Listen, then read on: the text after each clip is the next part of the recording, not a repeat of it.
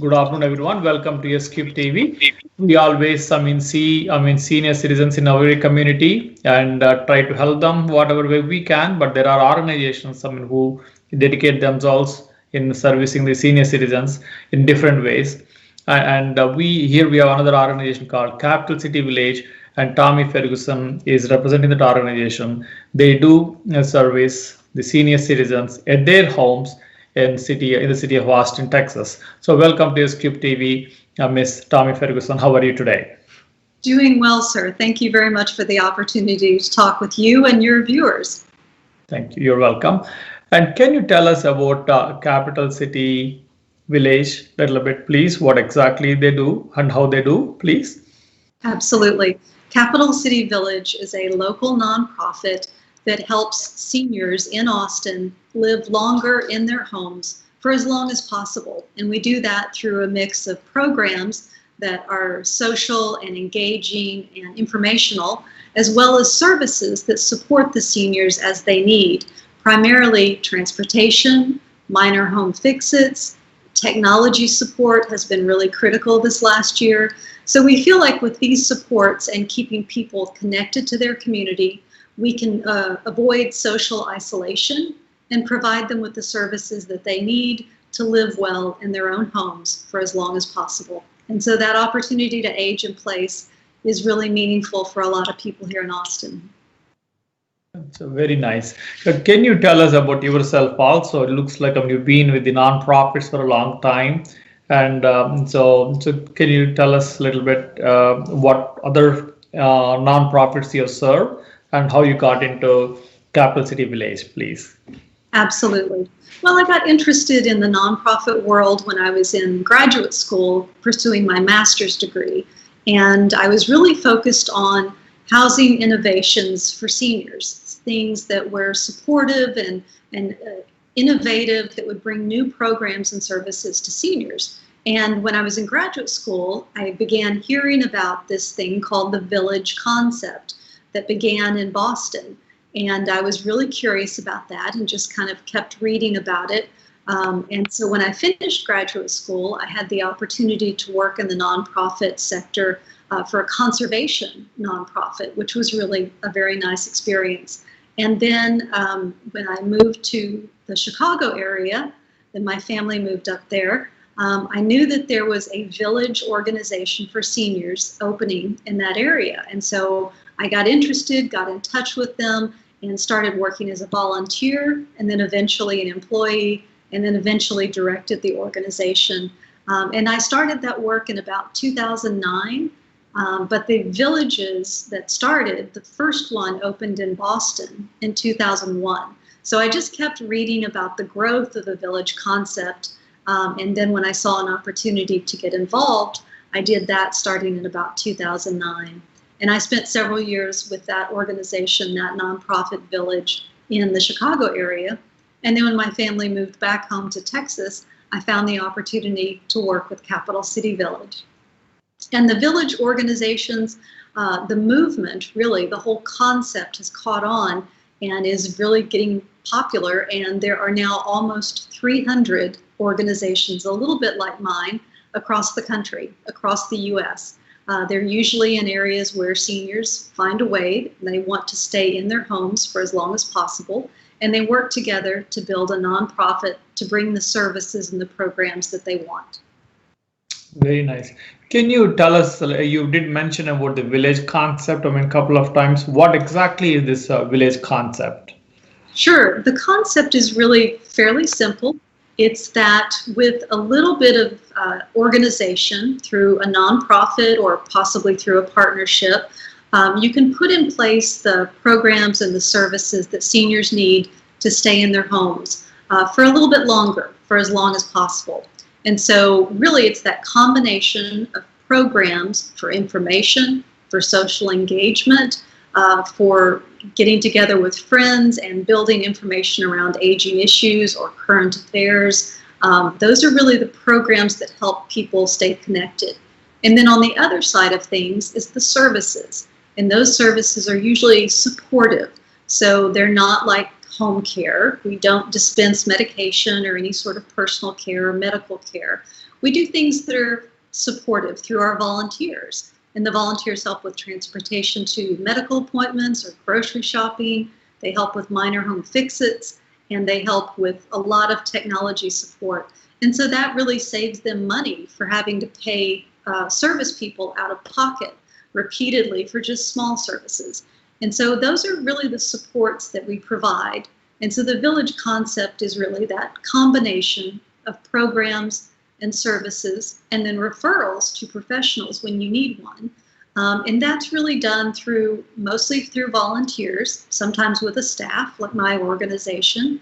And so that way seniors can get the help that they want without asking for too much from family or neighbors. They know that the village is there if they need it.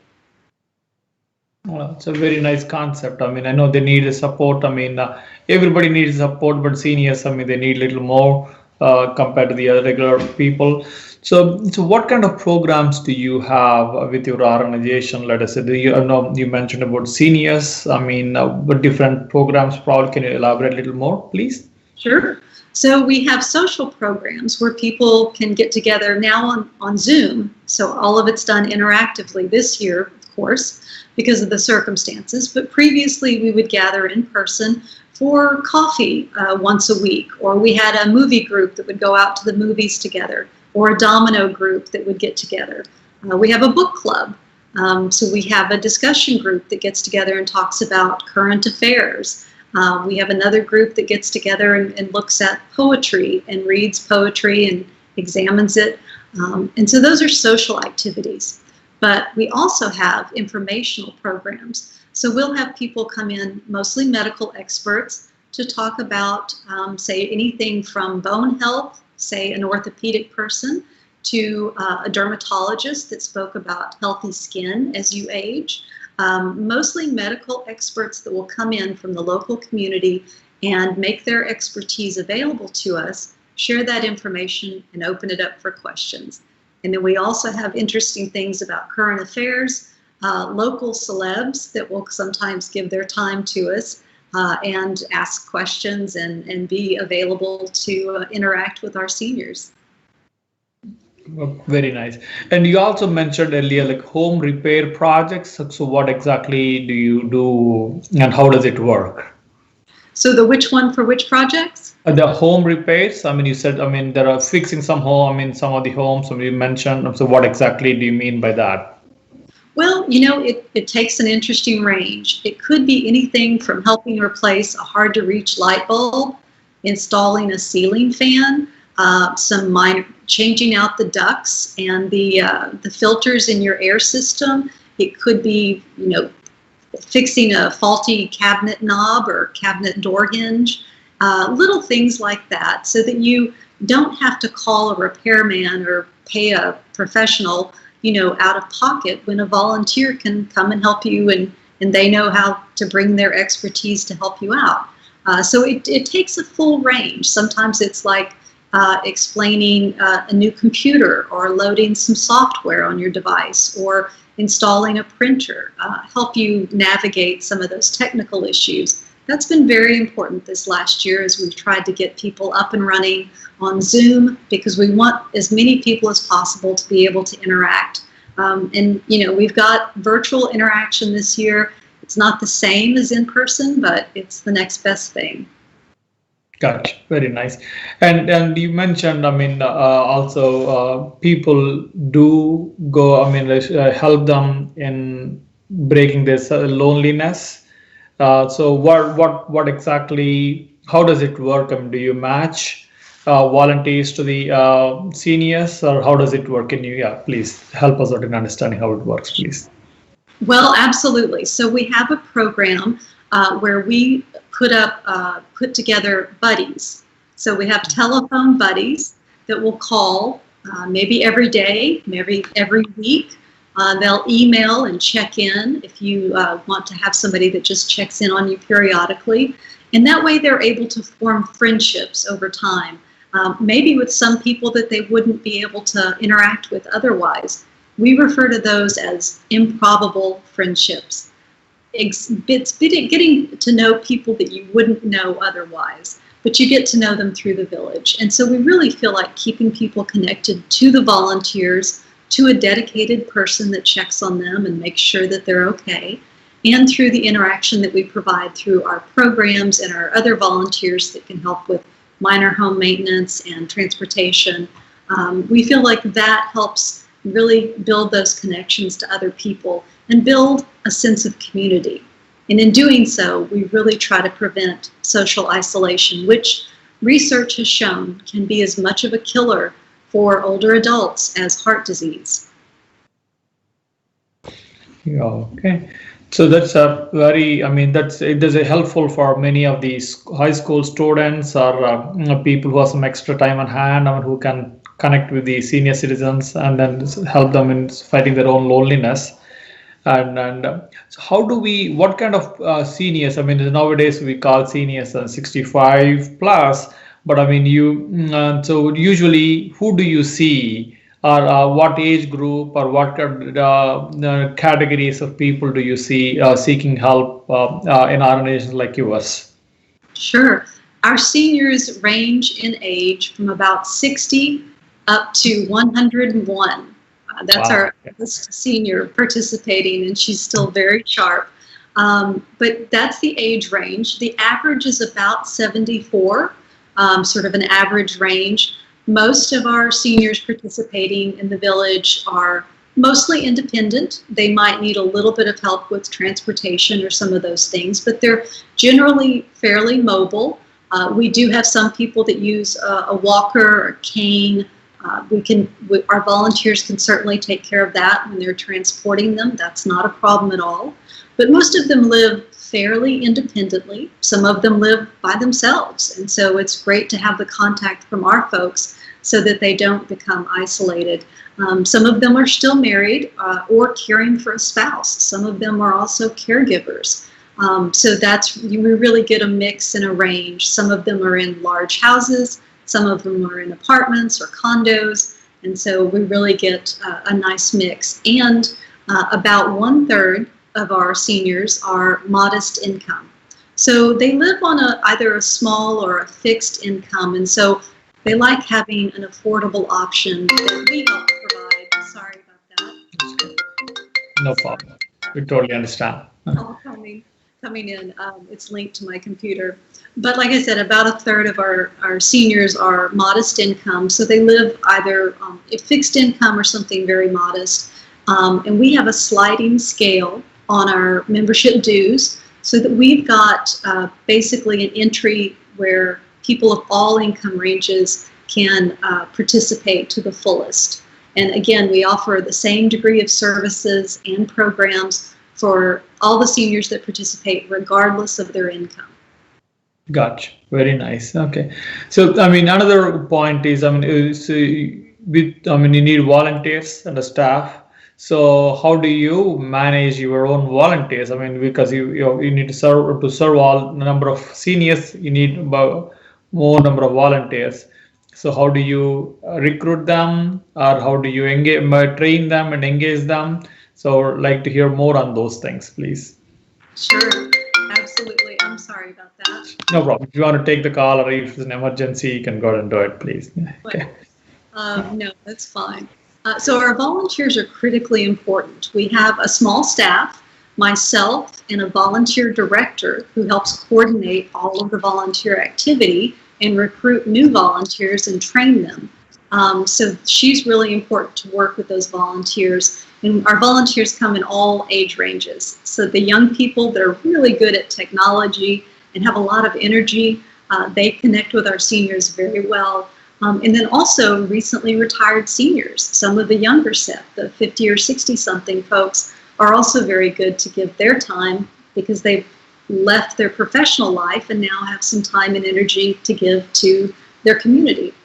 So really with the staff, it's myself, a volunteer director, and then a part-time person that helps with our website and our newsletter, all of our communications.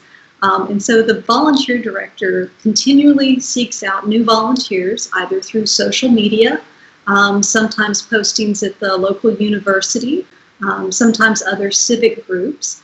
and recruiting the volunteers. They all go through an orientation. All of our volunteers have a background screening so that when we match them up with seniors, you know that you're getting somebody safe, reliable, and friendly.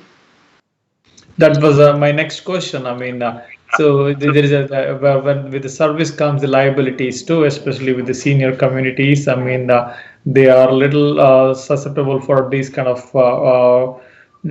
mischief, or I mean, kind of the theft. So it will be a little challenging to match right people. I mean, sometimes intentionally or unintentionally, you'll get into some situations where I mean, somebody has to blame the other people. So how do you handle those things? That is there any risk? How do you mitigate those risks? Sure, absolutely. So as I mentioned, all of the volunteers get a training session, so orientation, and that's about 2 hours. We also do the background checks and safe driving records for all of our volunteers. We also, as an organization, hold $1 million liability insurance in case there is ever an accident, and there hasn't been one yet, thank goodness. But in case there is, we do have insurance coverage to help protect that. And then all of the volunteers are also responsible for keeping their own auto insurance, so for their own cars if they're driving for us. And we have protocols to make sure that they're dealing with the seniors safely and gently. And then also protocols in case something happens, they know what to do and how to reach out for emergency services. That's very, very nice.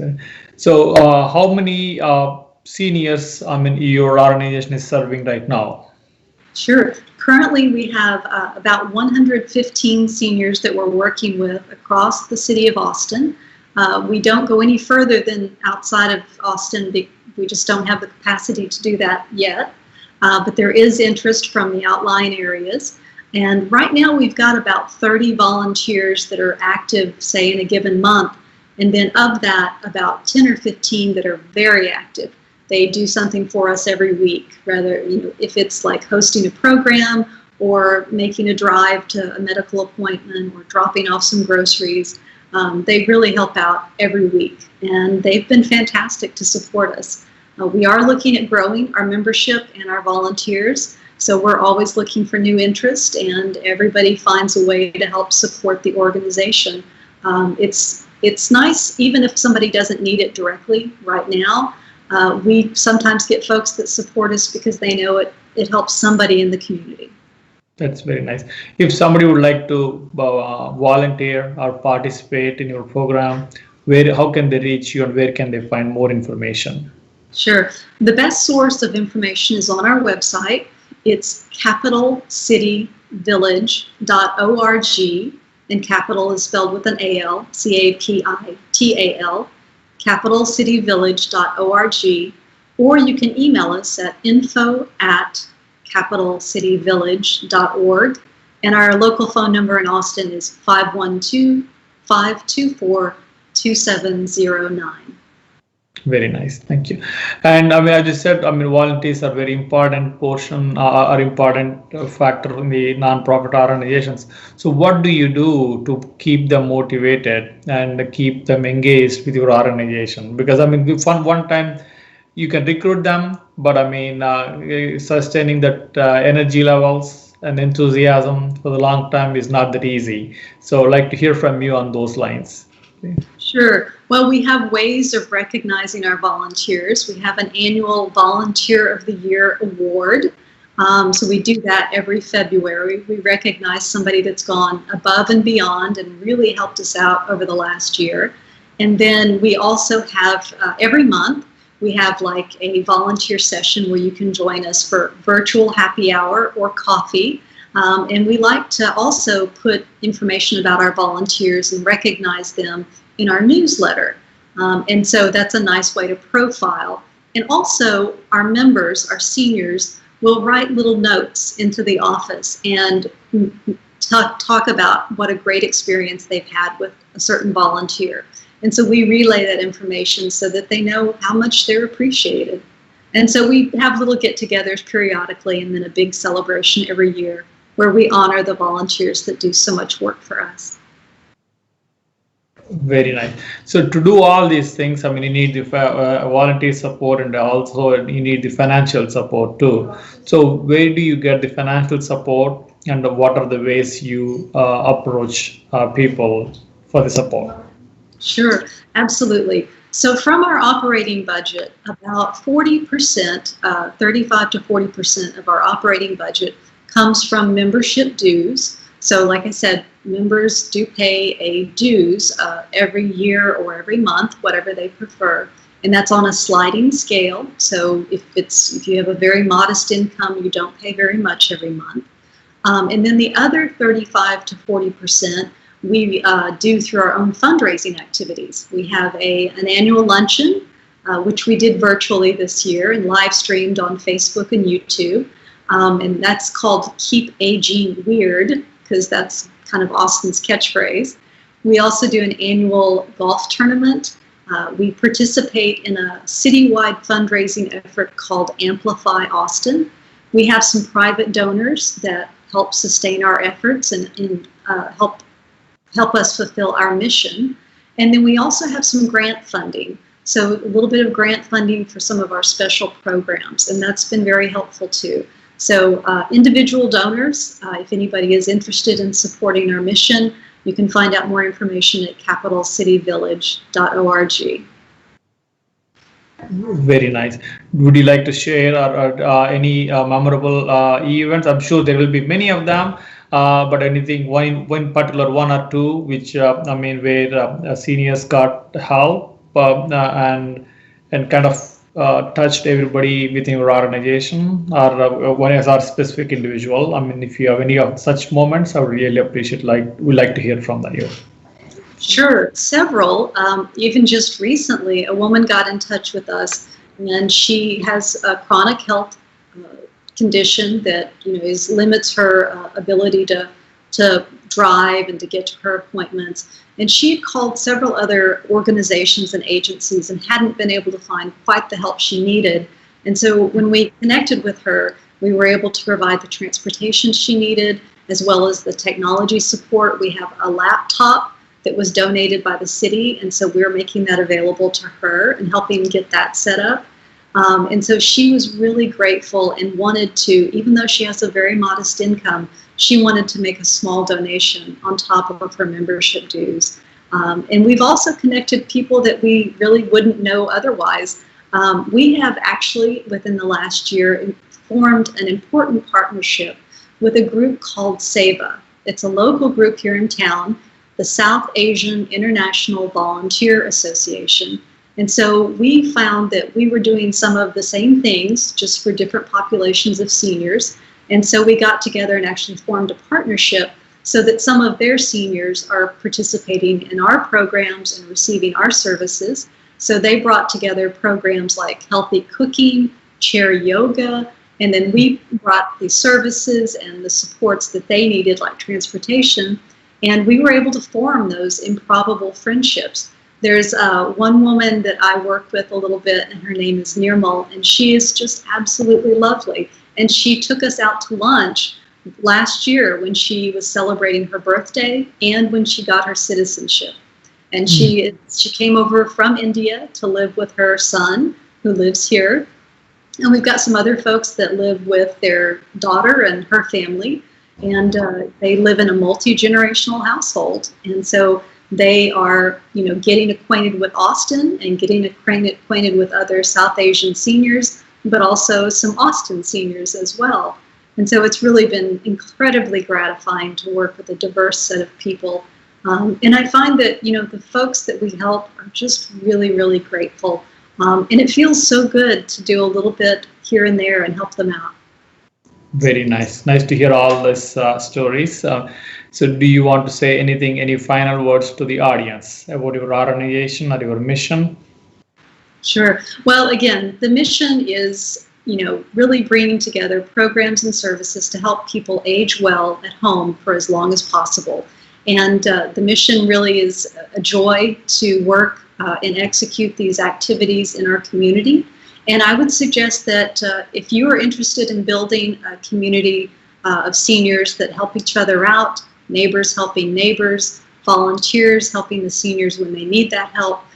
You can certainly find some of that information on our website, and I would be happy to answer questions if somebody wanted to actually bring this type of activity to their own community. We certainly do want to share that information. We think just like it takes a village to raise a child, it takes a village to age well in your community.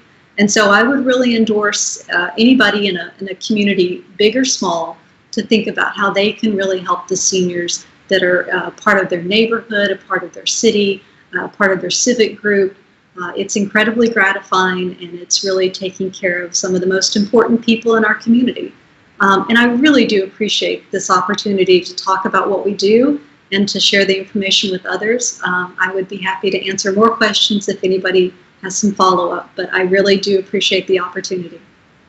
Certainly. Thank you very much for coming onto the show and sharing your information, and also the information about your organization and the different programs your organization has, and also your willingness to support other organizations across the country. So I'm sure that we'll also try to come back and connect with other organizations with you or with your organization. That once again, thank you very much, and have a nice rest of the day, and wish you all the best in whatever you do. Thank you. Thank you, sir. I really do appreciate the opportunity. Thank you. Thank you. Have a nice rest of the day. Thank you. Bye.